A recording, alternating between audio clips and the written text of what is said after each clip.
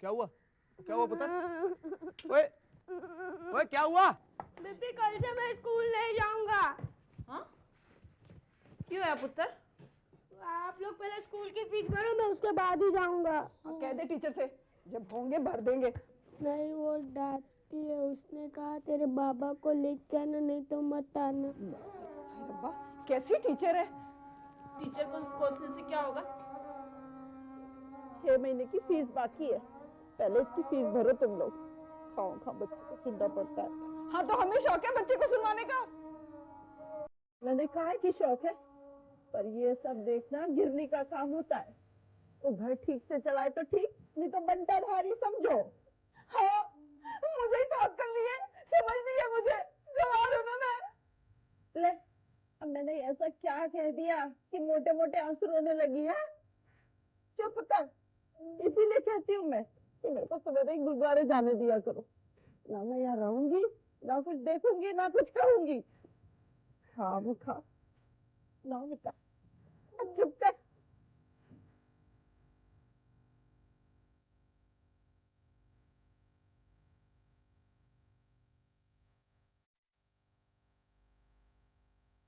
अहमदाबाद में रहने वाले गुरबीर सिंह की ये दिली तमन्ना थी कि बेटे को अच्छी तालीम मिले, पर अपनी माली हालत के आगे वो मजबूर था।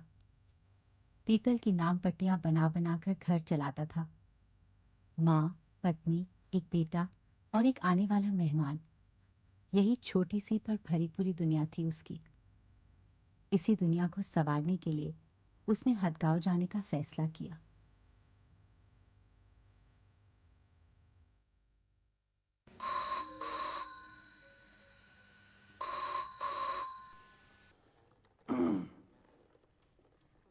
हदगांव पुलिस स्टेशन ढूंढे बोल रहा हूँ सर। हेड ऑफिस से फोन है। हाँ सर, हाँ सर,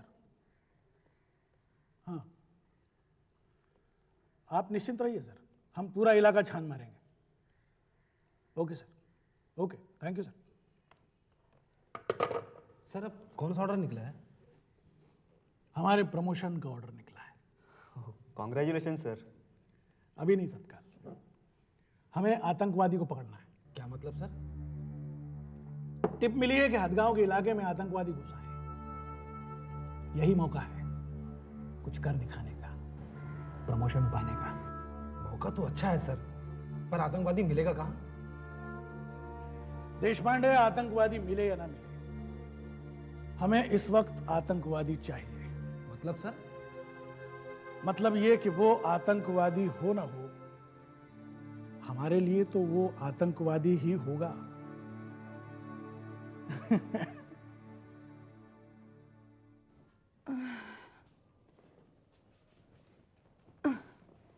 ये ले डब्बा। ला, ये ले, ये भी टूट गया। दूसरा थैला दूं? रहने दे, रहने दे। कौन से हीरे जवाहरात बचा के जाने हैं मुझे। अच्छा, मैं जाता हूँ। फिर जाता हुआ कहा, चलता हुआ कहते हैं ना, मना किया था ना तेरे को। अच्छा बाबा, चलता हूँ, ठीक है। ये तो शोर है, तो प्यारा बच्चा है मेरा। अब आके मिलना उससे। सुन, इसे मारना नहीं। कितनी जोर से मारती है तू? हाँ, मैं उसकी सगी माँ थोड़ी हूँ। अरे माँ तो तू सगी है, पर बच्चे को मारना क्यों? बच्चे का रोना मुझे बिल्कुल नहीं देखा जाता। और सुन, हाँ, बेबे का ख्याल रखियो, हैं? जो कुछ भी वो कहे ना, एक कान से सुनियो, दूसरे से निकाल दियो। मैं कल तक आ जाऊंगा। और मेरी प्यारी बेटी का भी ख्याल रखियो। चल हट। 15 सितंबर 2000 के दिन गुरबीर हदगांव की तरफ चल पड़ा। उसे और उसकी पत्नी तजिंदर को विश्वास था कि हदगांव जाने से उनकी आर्थिक समस्याएं हल होंगी, फिर सब कुछ ठीक हो जाएगा। भविष्य के हसीन सपने देखते हुए वो हदगांव की तरफ चल पड़ा, पर जिंदगी ने गुरबीर और तेजिंदर के लिए कुछ और ही सोच रखा था। हदगांव में पूरा दिन काम करने के बाद गुरबीर के पास छोटे की फीस भरने लायक पैसे जमा हो गए थे। वो अपने हदगांव आने के फैसले से खुश था, पर किस्मत को शायद उसके लबों की मुस्कुराहट मंजूर नहीं थी। ए, कौन है रे तू? हैं? जी मैं गुरबीर सिंह जी। सिंह कहाँ? नांदेड़ से? नहीं जी, अहमदाबाद से। क्या बात है साहब? घर पे कौन कौन है तेरे? घर पे जी बीवी है, बूढ़ी माँ है और एक बच्चा है जी। ये इधर किसके पास आया था तू? हैं? जी किसी के पास नहीं जी साहब, मैं धंधा करता हूँ, धंधा करने आया था, पित्तल की नाम पटिया बनाता हूँ जी मैं। इधर बस स्टैंड में क्या कर रहा तू? जी बस पकड़ने के थे साहब, वो कार वापस जाऊंगा जी। बस पकड़ना और निकल जाना, हाँ?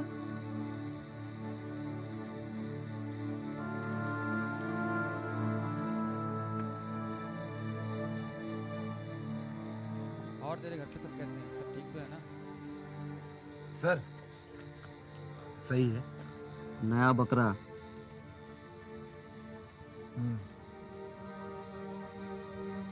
इसका मतलब आतंकवादी मिल गया।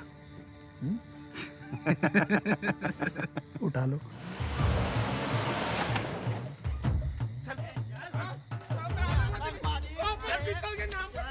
चल कर्तन बताते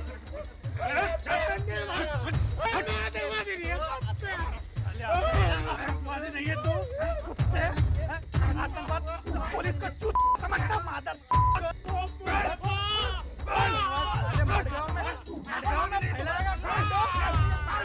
क्या कसूर था गुरबीर का जो उसके साथ ऐसा सलूक किया जा रहा था?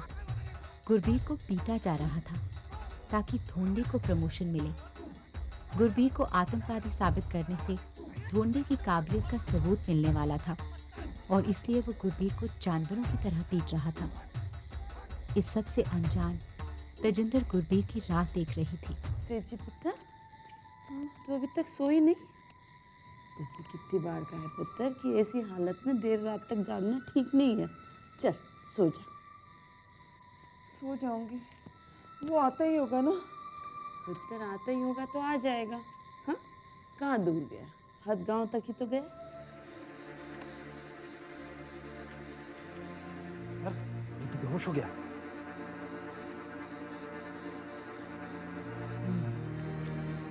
देशपांडे जी सर। इसको हॉस्पिटल लेके जा। जी। और जरा संभल के। पता है नहीं कौन है? आतंकवादी है सर। चल तू उठा उठा। आखिर मार खाते खाते गुरबीर बेहोश हो गया। उसे हदगांव अस्पताल ले जाया गया। जैसे ही ये खबर जाने माने पत्रकार अमरीक सिंह पहरेदार तक पहुंची, वो अगले ही दिन हदगांव पुलिस स्टेशन पहुंचे। सुना हमारे इलाके में आतंकवादी घुस आए हैं। अभी एक को पकड़ा है, देखते हैं। क्या उसने कबूल कर लिया कि वो आतंकवादी है?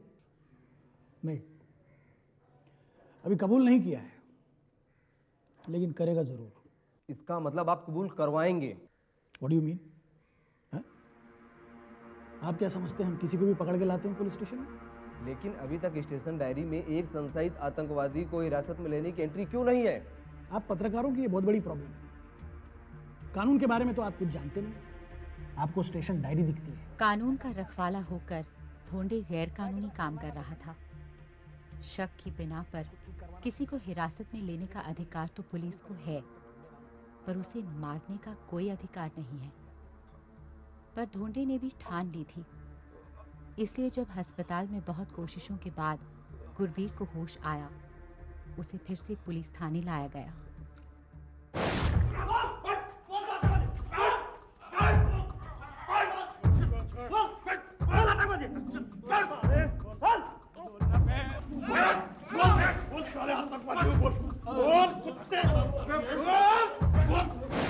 बेबे, कल आने को कह गया था, अभी तक नहीं लौटा।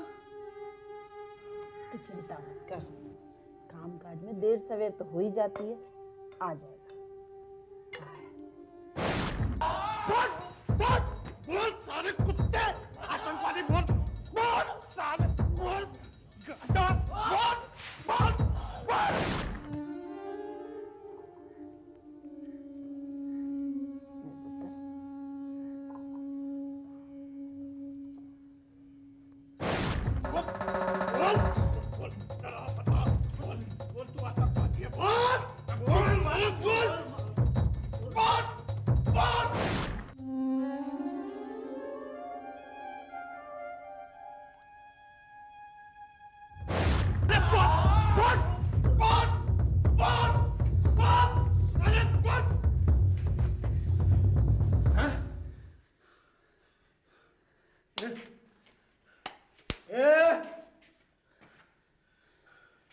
देशपांडे, बेबे पानी ला पुत्र।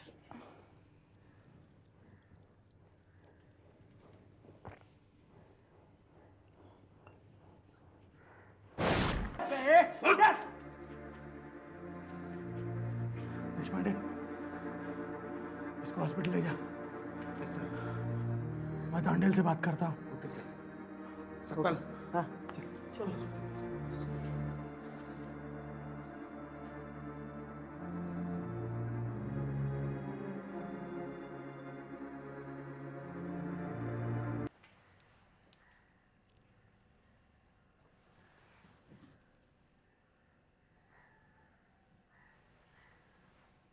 तुम्हें कुछ तो करना पड़ेगा तांडेल।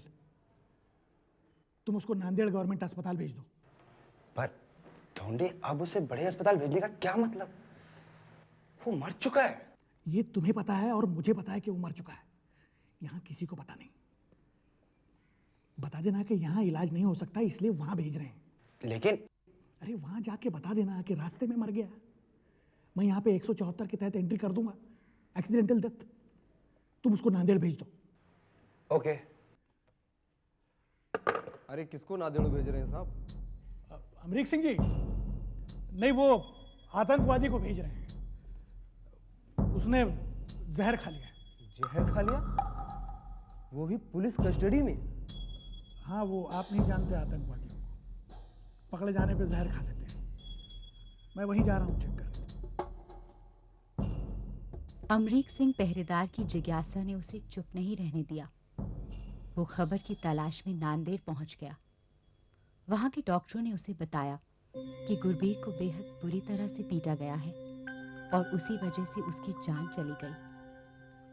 गुरबीर के पोस्टमार्टम रिपोर्ट में भी यही साबित हुआ कि नांदेड़ पहुंचने के 2 घंटे पहले ही वो मर चुका था।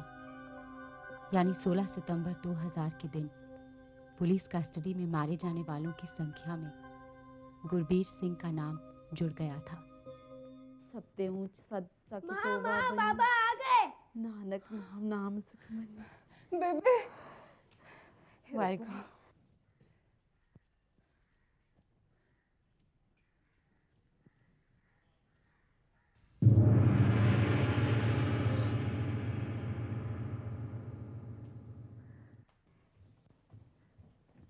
पुत्र आया, मेरा पुत्र। बेबे बेबे ये क्या हो गया?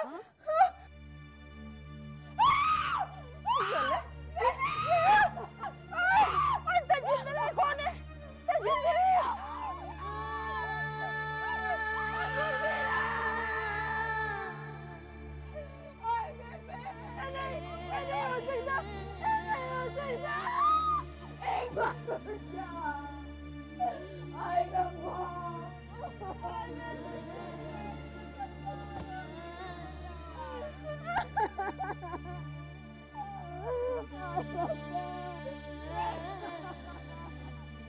तू क्यों हमको छोड़ के चला गया?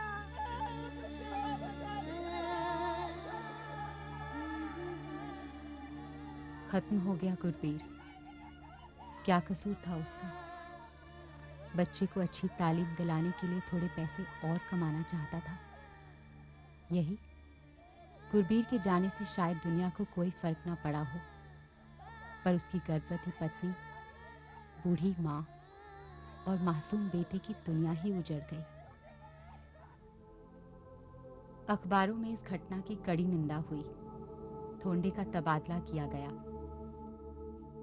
पर धोंडे और उसके सहकारियों को निलंबित करने की मांग को लेकर हदगांव में 18 सितंबर के रोज जबरदस्त बंद का आयोजन हुआ। अमरीक सिंह पहरेदार ने नांदेड़ में इस मामले को उठाया और गुरबीर की पत्नी और मां से भेंट की। उसी की मदद से तेजिंदर ने इस लड़ाई को आगे ले जाने की ठान ली। आप तो धोंडे और उसके साथियों को गिरफ्तार करो। उन्होंने किया मेरे पति का खून और अभी तक उनके खिलाफ कोई एक्शन नहीं लिया गया। हम कुछ नहीं कर सकते। पर क्यों? एक पुलिस इंस्पेक्टर किसी को भी शक की बिना पे पकड़ ले आए और उसे इतना मारे कि वह मर जाए, और आप कहते हैं मैं कुछ नहीं कर सकता क्योंकि वह एक पुलिस इंस्पेक्टर था। उसे इतने बड़े अपराध के लिए सिर्फ उसका तबादला करके छोड़ दिया जाता है। ये बताइए कि आज तक आपने उसके खिलाफ क्यों कानूनी कार्रवाई नहीं की? देखिए मिस्टर, गुरबीर की मौत के लिए वो लोग जिम्मेदार नहीं थे। ये बताइए आप रिपोर्ट लिखते हैं या नहीं? मैंने कहा ना, हम कुछ नहीं कर सकते। आप कुछ नहीं कर सकते ना तो मुझे ही करना पड़ेगा। चल छोटे, उठ।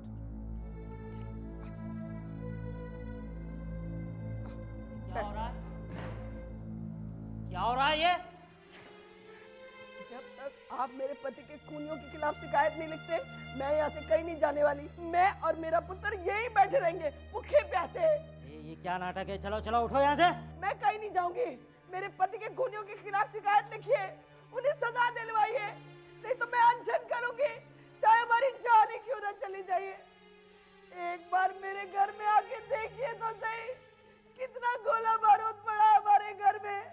आतंकवादी समझ के मारा था ना आप लोगों ने उसको। देखिए आप इन्हें हाथ नहीं लगा सकते। तेजिंदर ने जब आमरण अनशन की धमकी दी, तब जाकर पुलिस ने बताया कि ये मामला अब सीआईडी नांदेड़ को सौंपा गया है। नांदेड़ और हदगांव में जब इस मामले के खिलाफ आवाज उठी, तब धोंडे, देशपांडे तथा सबकाल को निलंबित किया गया।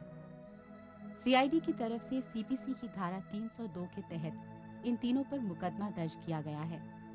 देशपांडे और सबकाल पुलिस की हिरासत में है, पर प्रमुख आरोपी धोंडे आज भी फरार है और गुरबीर के परिवार के लिए मुआवजे की मांग की गई है। पर तब तक क्या होगा? गुरबीर के परिवार के लिए तो जिंदगी भी बोझ बन गई है। नानक एव गुरनाम सुखमनी, नानक एव गुरनाम सुखमनी। बेबे दवाई, बेबे दवाई मुझे नहीं चाहिए। मैंने कितनी बार कहा है मेरे पे पैसे बर्बाद मत कर।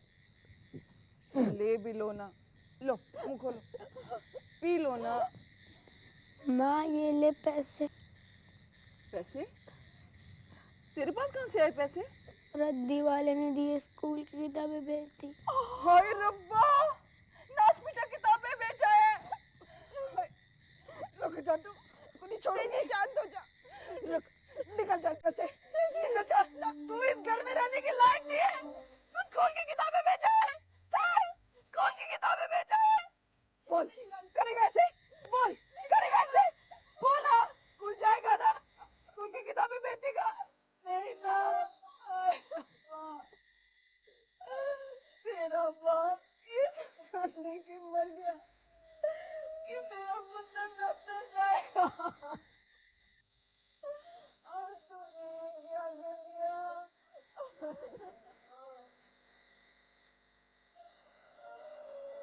एक आम आदमी की पत्नी बनने की बहुत बड़ी सजा मिली तेजिंदर को, पर उसके लिए तो गुरबीर आम नहीं था, इसलिए वो चुप नहीं बैठी। अपने पति को मार डालने वालों के खिलाफ उसने अदालत का दरवाजा खटखटाया। उधर पत्रकार अमरीक सिंह ने नांदेड़ के सिख समाज की मदद से तेजिंदर के परिवार के लिए 50,000 रुपए जमा किए और वो रकम तेजिंदर के हाथों सौंप दी। तेजिंदर ने भी आंसू पोंछकर आगे बढ़ने की ठान ली। अब वो जानती थी कि उसे ही माँ के बुढ़ापे की लाठी बनना है, उसे ही छोटी की उंगली थामकर दुनियादारी सिखानी है। और जब उसने अपने पति पर हुए अन्याय के खिलाफ आवाज उठाई, तब उसने पाया कि वो अकेली नहीं है, मानवता उसके साथ है।